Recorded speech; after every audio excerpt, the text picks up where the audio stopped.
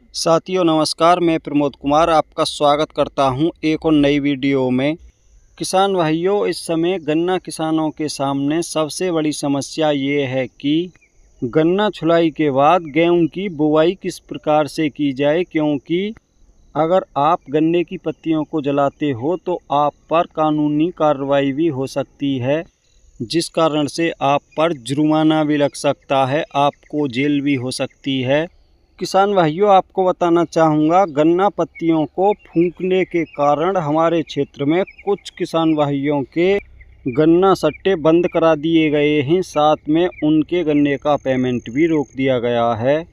इसलिए गन्ना किसानों के सामने सबसे बड़ी समस्या ये है कि पेढ़ी गन्ने की छुलाई होने के बाद किस प्रकार से गेहूं की बुवाई की जाए। तो किसान भाइयों, आपको बताना चाहूँगा कि जो किसान भाई गन्ना छुलाई के बाद गन्ना पत्तियों को सबसे बड़ी समस्या समझ रहे हैं, दरअसल वो समस्या नहीं है, वो गन्ना किसानों के लिए बहुत बड़ा एक प्रकार से वरदान है।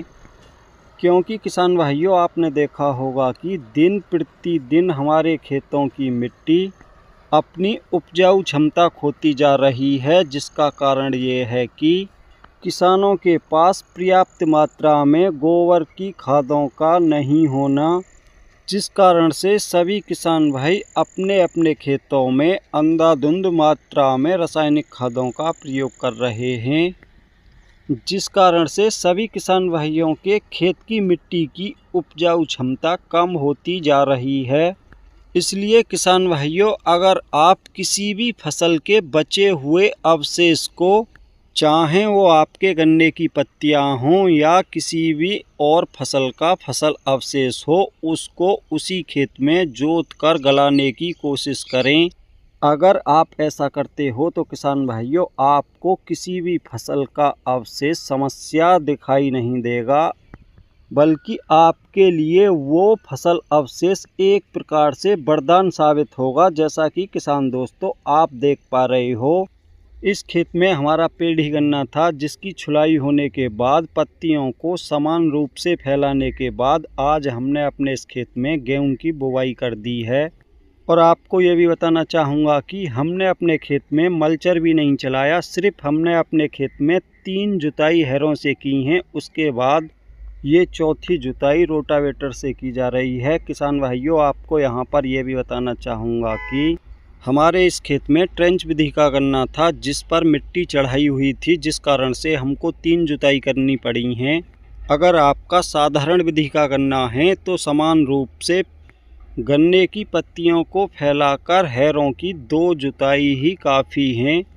किसान भाइयों, आप में से कुछ किसान भाई ऐसे भी हैं जो मेरी बात पर विश्वास नहीं करेंगे। वो ये कहेंगे कि इस खेत में बहुत सारी जुताई की गई होंगी। तो किसान भाइयों, अब मैं आपको शुरुआत से दिखाऊंगा कि हमने अपने खेत में कितनी जुताई की हैं। तो किसान भाइयों, जैसा कि आप देख पा रहे हो, पहली जुताई की जा रही है और आपको अब मैं ये भी दिखाऊंगा कि पहली जुताई होने के बाद हमारा खेत किस प्रकार का दिखाई दे रहा था। तो किसान भाइयों, जैसा कि आप देख पा रहे हो, एक जुताई में ही बहुत सारी गन्ने की पत्तियां कट चुकी हैं, जैसा कि किसान भाइयों आप देख पा रहे हो। तो साथियों, जैसा कि आप देख पा रहे हो, हैरों की पहली जुताई से कुछ इस प्रकार से गन्ने की पत्तियां कटी हुई थीं।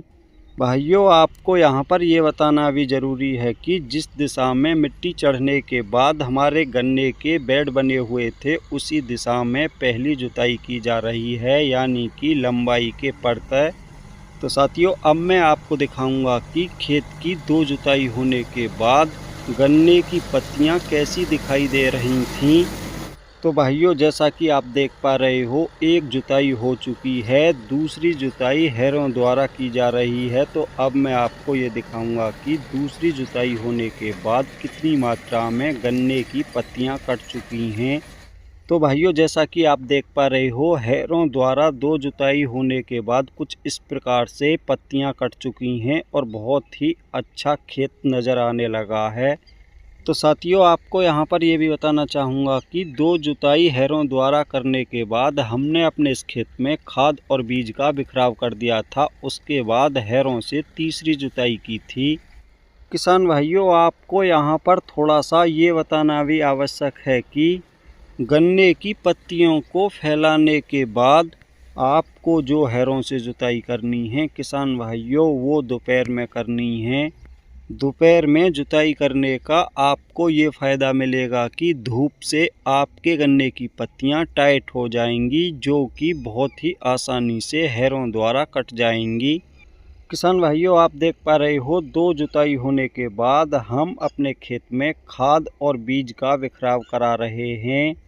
खाद और बीज का बिखराव होने के बाद एक जुताई हैरों की और की जाएगी, उसके बाद चौथी जुताई रोटावेटर द्वारा की जाएगी। किसान भाइयों, अगर आपके खेत में साधारण विधि का गन्ना है तो आपको सिर्फ 2 जुताई हैरों की करनी है और खाद और बीज का बिखराव करने के बाद तीसरी जुताई रोटावेटर से कर देनी है। कुछ इस प्रकार का ही आपका खेत भी हो जाएगा।